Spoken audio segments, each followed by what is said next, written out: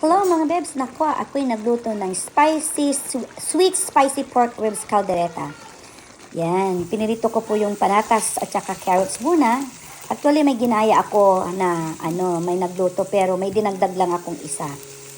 Yan, may dinagdag kong mga ibang ingredients. Yan, pinirito ko muna yung ribs, pork ribs para malis ang lansa at saka yung dugo.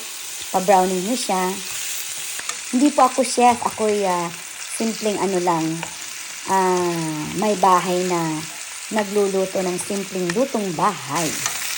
Yan, handa na siya. Gisa sa bawang sibuyas, siyempre. Yan, gisa-gisa. Yan. Tapos, nilagyan ko po ng tapis ng konti. Tapos, crushed pepper. Yan, nilagyan ko po ng tomato sauce at saka ketchup. Actually, ketchup lang talaga yan. Nilagyan ko ng tomato sauce. Ayoko ng purong ketchup. Tapos yung liver spread. Yan. Tapos garlic salt. And crushed pepper pala. Nilagyan ko ng marami para spicy siya. Yan. Yan. Tsaka pineapple juice and crushed pineapple. Lagyan nyo rin siya ng tubig. Yan. O yan. Tsaka yung piniritong patatas, tsaka carrots. Yan. Tapos na.